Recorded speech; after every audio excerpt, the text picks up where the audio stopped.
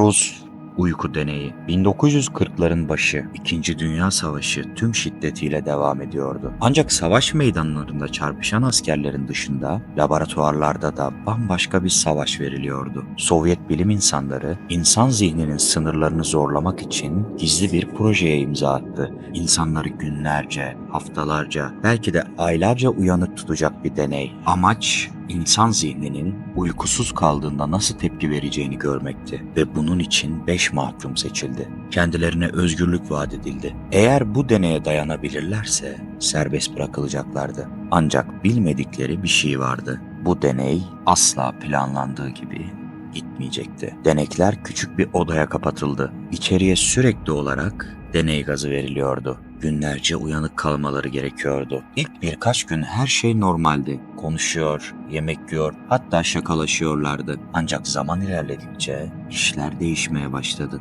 5. gün konuşmalar kesildi. Denekler birbirleriyle sadece fısıltılar halinde iletişim kuruyordu. 7. gün bir tanesi aniden çığlık atmaya başladı. Hiç durmadan, saatlerce. Ama 10. gün geldiğinde her şey tuhaflaştı. Odadan artık tek bir ses bile gelmiyordu. Deneyin başındaki bilim insanları içeri girmeye karar verdiklerinde içeride gördükleri manzara tarihin en korkutucu deneylerinden biri olarak kayıtlara geçecekti.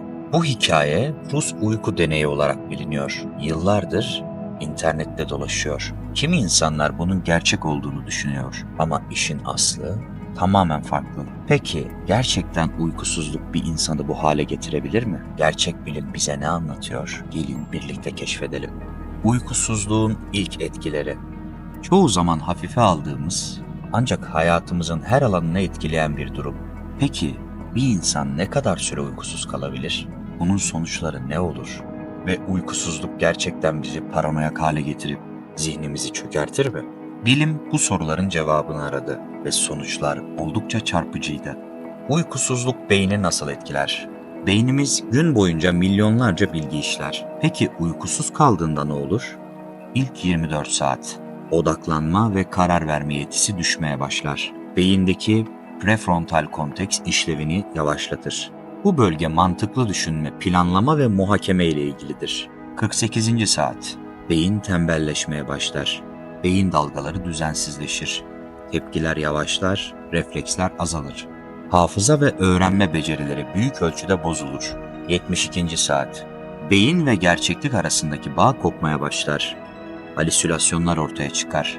Kişi olmayan şeyleri görmeye ve duymaya başlar.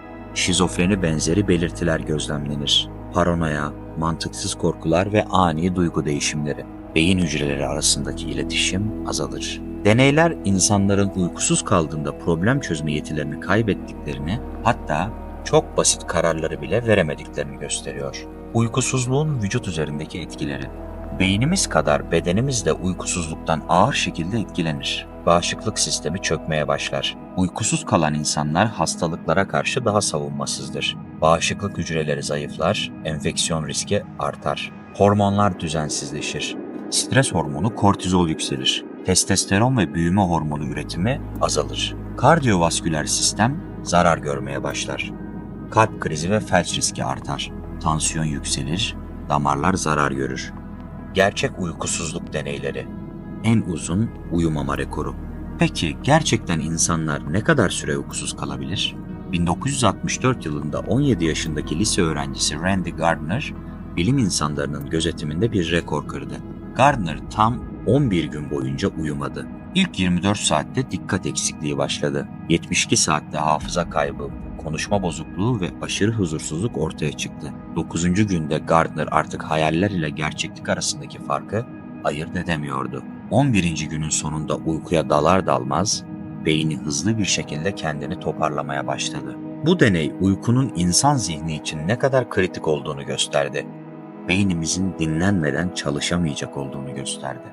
Uzun süre uykusuz kalmak öldürür mü? Peki aşırı uykusuzluk bir insanı öldürebilir mi? Fareler üzerinde yapılan deneyler 2 hafta boyunca uyumayan farelerin öldüğünü gösterdi. İnsanlarda ise fatal familial insomnia adlı nadir bir hastalık aşırı uykusuzluğun ölümcül olabileceğini kanıtladı. Yani evet, yeterince uzun süre uyumazsanız beyniniz ve bedeniniz iflas eder. Uykusuzluk ve halüsinasyonlar. Uykusuzluk beynin gerçeği algılamasını değiştirir. Uzun süre uyumayan kişiler olmayan şeyleri görmeye başlar. Duyusal halüsinasyonlar, sesler duymak ve gölgeler görmek olarak açıklanabilir. Zaman algısının kaybolması, saatlerin saniye gibi hissedilebileceğini ortaya çıkarmıştır. Paranoya ve şüphe, insanlar çevrelerindeki herkesin onlara zarar vermeye çalıştığını düşünebilir. Bu yüzden Rus uyku deneyi gibi hikayeler kulağa gerçekmiş gibi geliyor. Çünkü uykusuzluğun beyin üzerindeki etkileri gerçekten de korkutucu. Uykusuzluk zihin ve bedeni nasıl mahveder? Günümüzde birçok insan iş yoğunluğu, stres veya eğlence uğruna uykusundan feragat ediyor. Ama bilim bunun ne kadar büyük bir hata olduğunu söylüyor. Bir gece az uyumak sabah biraz yorgun hissettirebilir. Ama haftalarca düzensiz uyku beyin hücrelerini öldürür, vücudu mahveder ve ömrü kısaltır. Peki nasıl daha iyi uyuyabiliriz? İşte sağlıklı bir uyku için bilimsel öneriler. Uykunun gerçek gücü. Birçoğumuz uykuyu basit bir dinlenme süreci olarak görüyoruz. Ama gerçekte uyku, beynimizin ve zihnimizin kendini yenilediği, adeta yeniden doğduğu bir süreçtir. Peki kaliteli bir uyku nasıl olur? Ve gerçekten daha iyi uyumak mümkün mü? Bilim bu sorulara net cevaplar vermeye başladı. Uyku döngüleri ve REM uykusu. Her gece uyuduğumuzda beynimiz belirli döngülerden geçer. Ve bu döngüler sağlığımız için hayati öneme sahiptirler. REM, hızlı göz hareketi uykusu. Beynin en aktif olduğu dönemdir. Rüyalar burada görülür. Hafıza güçlenir, öğrenme ve problem çözme yetenekleri artar. Derin uyku evresi. Beden tamir olur. Kaslar, hücreler ve bağışıklık sistemi kendini yeniler. Büyüme hormonu salgılanır. Çocuklarda ve gençlerde büyümeyi destekler, yetişkinlerde ise dokuları onarır. Eğer uyku döngüleriniz bozulursa sabah kalktığınızda yorgun hissedersiniz. Peki bunu nasıl düzeltebiliriz? Düzenli bir uyku programı oluşturun. Biyolojik saatimiz sabit bir ritimde çalışır. Eğer her gün aynı saatte yatıp kalkarsanız vücudunuz bu döngüye uyum sağlar. Uyku ve uyanma saatlerinizi belirleyin. Hafta sonları bile aynı rutini koruyun. Bu küçük değişiklik bile uyku kalitenizi büyük oranda iyileştirebilir. Uyku ortamınızı düzenleyin. Uyuduğunuz oda uyku kalitenizi doğrudan etkiler. Bilim, ideal uyku ortamının nasıl olması gerektiğini söylüyor. Karanlık bir ortam sağlayın. Odanızda ışık olmamalı.